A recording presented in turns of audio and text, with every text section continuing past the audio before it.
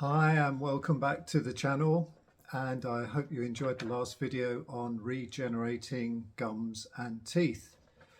So today I'd like to really go into what I have found, and I'm pretty sure, and on top of that, is very rarely fully addressed in this whole issue of how we age, how we progress through life, and the possibility that as we grow older, as we mature, as we move into the different stages of our life, that we can actually experience an enhancement, an enrichment.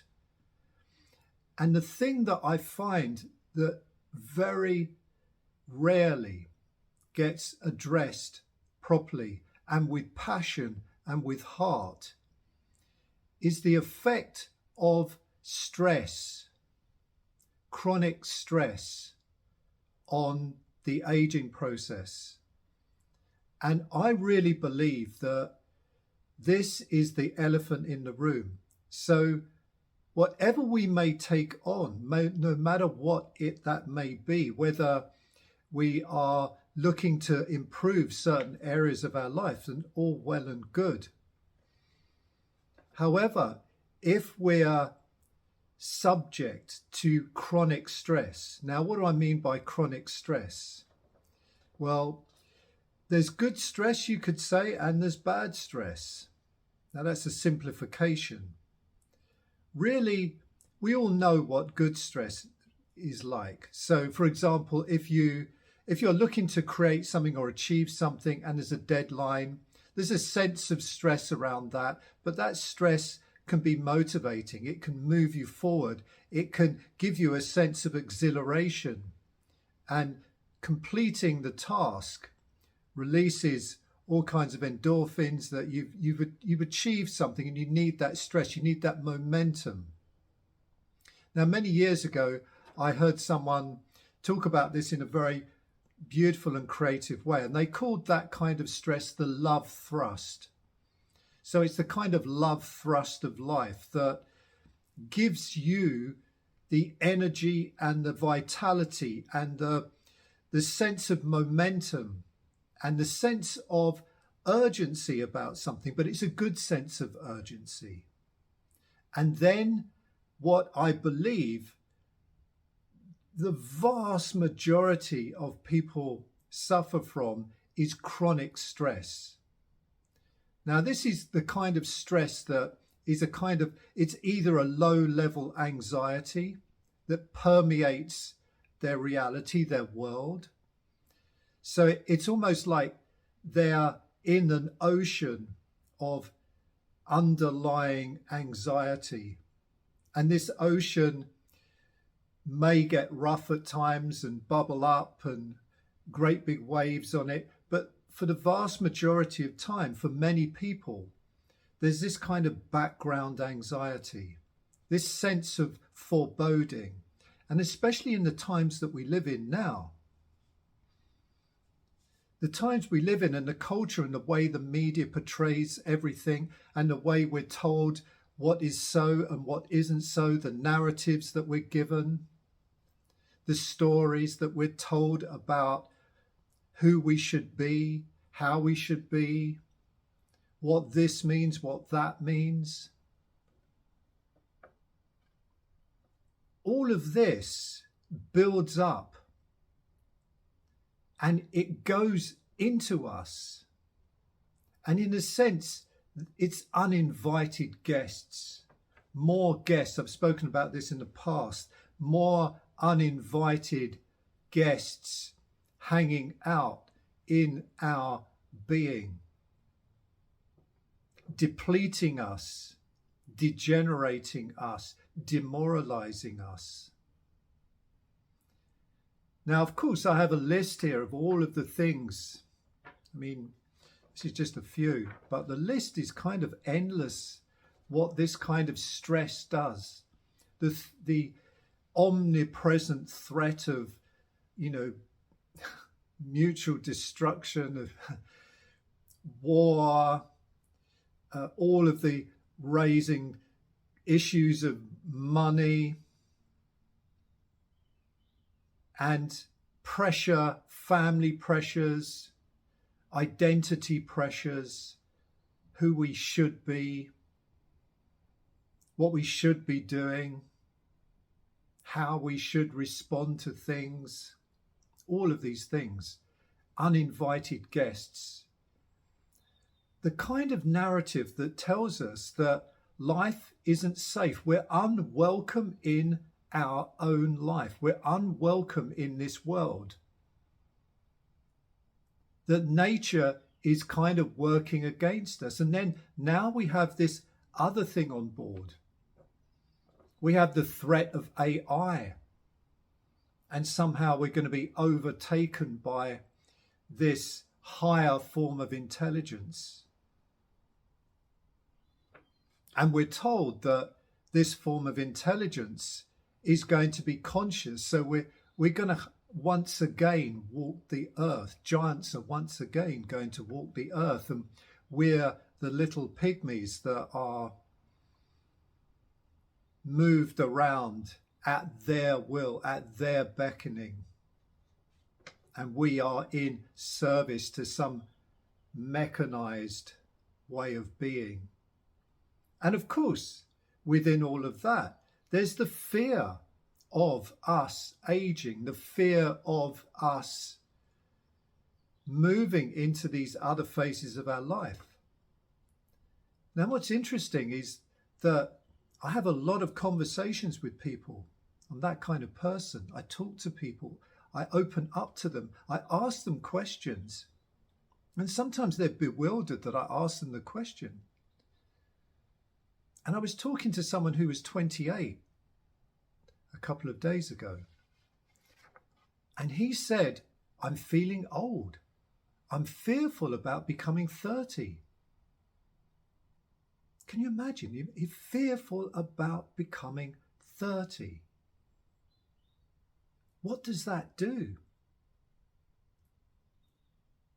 And in looking at that, how's he going to feel when he's 35 or when he's 40 or when he's 45, when he's 50? How is that anxiety going to build up in him? What does that take the shape of? And at what point do we just give up and say, you know, what's the point? There's nothing to look forward to. What's the point? Where's the meaning? And of course, in this mechanized world, all of the magic is drained out. It's like everything can be explained when really nothing can be explained. All of these things tell us nothing about what it is to be conscious as a human being. So this list of stress, the stress that this way of being that we're born into, that we're fed on a daily basis, that we're told is the way we should be, all of these things impact on our well-being, on the magic that is inherent in our birth, in our development, in our position, in our influence, in our relationships, in our friendships, in our bodies, in our relationship with something higher. Now, this list of telomeres, the little end of shoelace things on the end of our chromosomes that determine how old we are, determine whether we're deteriorating. And we're told about this. We're told that there's telomeres. And we're told that if we measure these telomeres, they tell us something. Telomere. The telomere tells us something. What does it tell us? Okay? the little thing on the end of a chromosome. So then we have the other thing. We have increased oxidative stress. I can't even say it. Now, that's a good one because we bring in this whole thing, which I spoke about in the last video, free radicals. So it sounds pretty good to be free and to be radical, but no, these aren't good. Free radicals are not good. They're not good. We don't want them. Let's rename them. I want to be free and I want to be radical. I don't want that kind of thing to damage me. But there's something in there that's caused by stress that damages us. It's not good for us. It impacts us. It makes us degenerate. Inflammation. How about that? Inflammation. Now, inflammation, I mean, it's at the root of pretty much everything. So stress makes us inflamed. Stress makes us angry, or it makes us depressed. And I've seen this so many times. I've seen this in my own life. I've seen this in my own experience of life. I've seen myself literally visibly age when I'm under stress. I've felt a degenerative flow literally going through my cells. I've felt my energy field drop. I felt my ability to be present in the world go down. A depletion, a degeneration. And then the other thing on the list, hormones. It interferes with our hormones.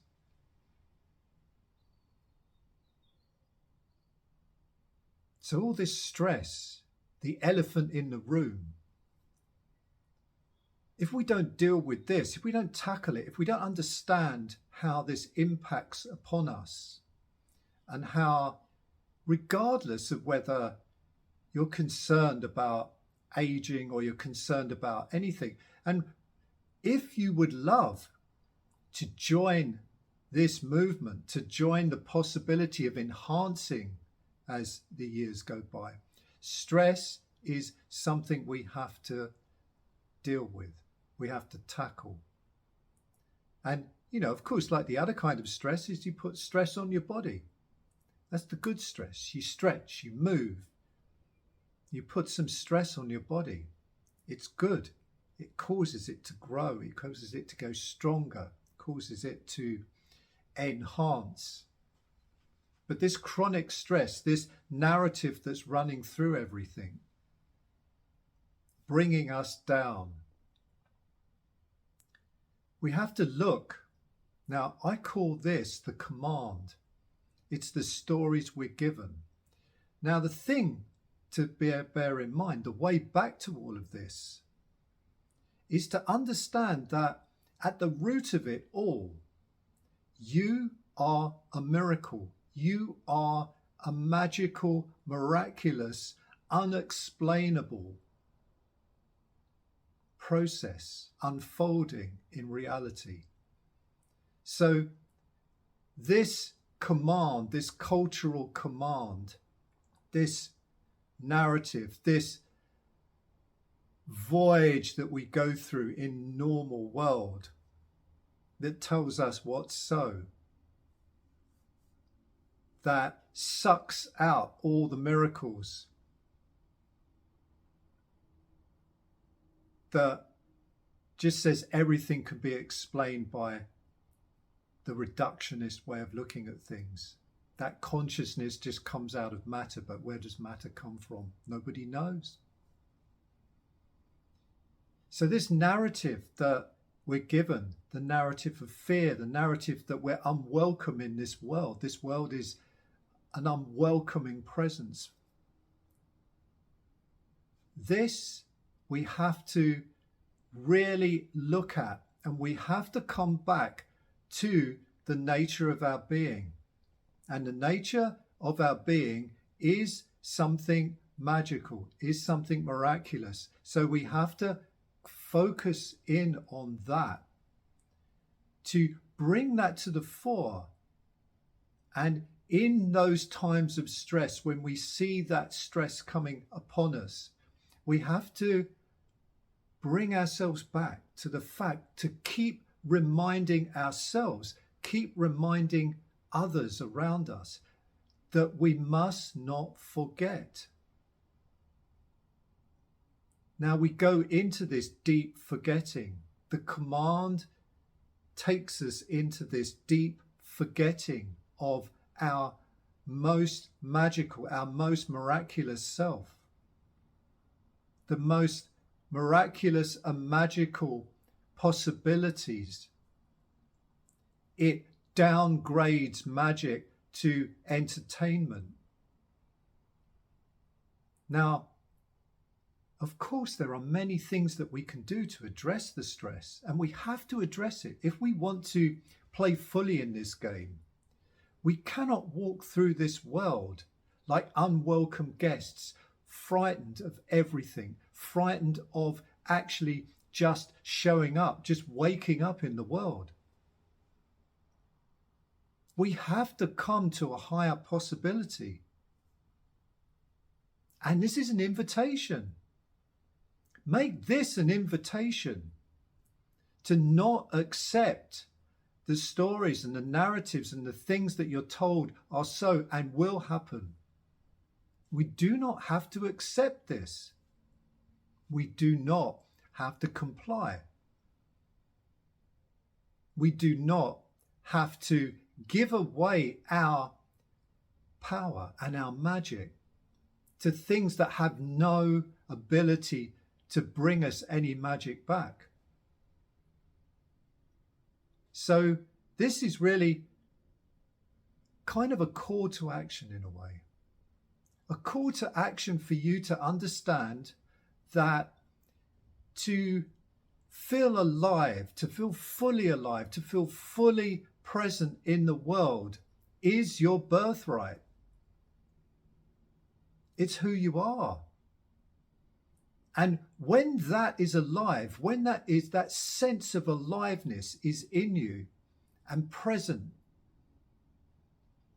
it lights up the world in so many unexpected, so many miraculous, so many delightful ways. It also sheds light on the things that are not good too. So you see things for what they are. It's like when you walk into a room, and a dirty room that's full of insects and cockroaches and all kinds of things. You switch the light on these things. Suddenly you see them. They're there. They're exposed. And this is an exposing of the things that are impacting on you and making you feel like you're an unwelcome guest in your own life. Now, there is a tendency that when we're under stress, we give up the things that we really need to do in order to address the situation. So my wife, Esther, is an amazing yoga teacher, dance teacher, all kinds of things. Now, when we were in London and she was teaching yoga, we lived in Hampstead, which if you're abroad is like one of the richest parts of London. Now there was people with no shortage of money there, but the level of kind of depression was pretty high. And what she discovered, which was an interesting thing, was that people that came to her for yoga tuition, yoga classes, when things became stressful, what was the thing that went? They stopped doing the yoga. They stopped doing the meditations. They stopped nourishing themselves.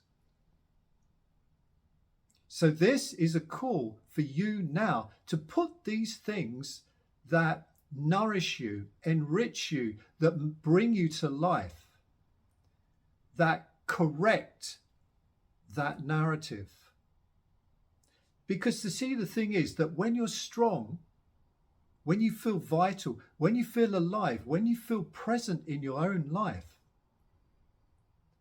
then you have the ability to see things that you would never see under normal circumstances. Things that were hidden become apparent. Energies, dynamics become apparent. And these, you understand, are there for us to use. They are there for us. They are part of our relationship to reality, and we mostly can't see it. We cannot see the opportunities that are presented to us. We cannot see the possibilities that unfold right before our eyes. We cannot see the miracle that we're immersed in. So this journey is not just about putting some cream on your face or having your teeth done, like I was saying before. Yes, that's all part of it. And yes, that's what we're doing. But we're doing it within the context of being fully alive, because we want to be fully alive. We want to be fully self-expressed. And the more you can step into that space, the more you can address these stresses, open them up, look into them, see that most of them are not real. Most of the stories we tell ourselves are not real. And I remember reading an interview with a woman who was 106. And one of the questions that they asked her, they said, what is one of the biggest regrets that you have that you would do differently if you had your time all over again? And she didn't hesitate. She just said, I spent so much time worrying and fretting about things that never ever happened. So you need to look at your life, understand that this is a journey, understand that you have been granted a power, a creative power in the world. And this is part of the Trinity. Not only is it the enhancement and the invigoration, the vitalization of your physical being, but it's the creative side, your creative spirit. And then it is your higher spirit, the higher consciousness that animates you and lives and expresses itself through you. So there's many things you can do, but really the main thing you can do is don't give up this sense of nourishing yourself. Do the things that really nourish yourself. Put yourself first. Put the oxygen over you first. Take care of yourself. When in these times, make sure that you can meditate. Make sure that you connect with nature. Make sure you get some sunlight. Make sure you connect with other people. Make sure you build and nurture the relationships. Make sure you express your gratitude for the people in your life, the people that you love. Bring your life to life.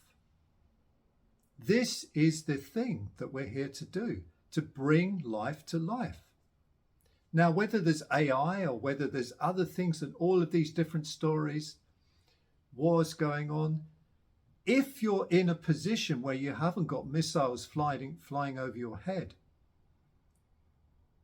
and yet you're feeling this anxiety, this stress, like life, there's something off, there's something wrong. Don't allow that to drain you of your magic. Come back to your magic. Understand that there's something really incredible going on here, and you're part of it. So it's not about whether your telomeres are getting shorter, or your chromosomes are deteriorating, or your DNA is deteriorating. You know, these These are all things that we need to look at, and they're all necessary. Yes, yes, yes, yes, yes. However, the one thing that will have a major impact on this whole journey is your sense of aliveness, your sense of magic, your sense of purpose, your sense of belonging. These are the things that will enhance you from the inner core up. And these are the things that I'm inviting you to take on now. So connect with nature, connect with sound, with music, move. Make sure you move. Move in unexpected ways, move in different ways. Challenge yourself to move, stretch, unfold yourself from that position. Move your neck up, look up at the sky. Look at the trees. Look into the eyes of people you love. Notice animals. Notice birds. Notice clouds. This constant panorama of interesting, amazing, incredible things going on all the time. Let's not allow ourselves to be squeezed into such a tiny little space. There's a saying that, even if the whole ocean fell on your head, if you're only holding up a thimble, that's all you're going to get. Open your arms, ask for more, invite life in. Take the risk. Don't be afraid to take a risk of inviting life in, opening to life, opening to your fullest expression. The more you do that, the more will come through. So I feel this is vitally important in this whole process, the Trinity process. This is crucial. And I invite you to look into this now, to take this on, to dance with this, to explore this. Explore your own sense of being. Don't allow the stories and the narratives that would bring you down. Don't allow them dominion. Give them a short space of time. What you can do, what I do is this. I say, okay, give me what you've got. You've got 2 minutes. Just give it to me. 2 minutes and then you're out. I didn't invite you in. You're standing at the door. Okay, you try and sell me something. If I don't want it, then goodbye. I close the door. Thank you very much. Goodbye. And you don't even have to give it that if you don't want to. Sometimes I'm just curious to see what kind of shit my mind makes up when I just let it free on that level, the stress level. But after a while, it's like a muscle. If you stop exercising it, it gets smaller. That little voice, that nagging little voice gets smaller and smaller and smaller until it's just a pipsqueak. So now I invite you to take this on. Sit with it. Understand that you are something really magical. And the more you step into that, the more this will open up for you and the more you'll get out of all of the other things. So all of the practical things, all of the applications, all of the things that we explore in order to reinvigorate ourselves, revitalize ourselves, will come to life even more if you take this sense of magic on for yourself, this sense of miraculousness for yourself, and nourish yourself. So thanks for watching. Don't forget to like and subscribe, and I'll see you in the next video. Thank you.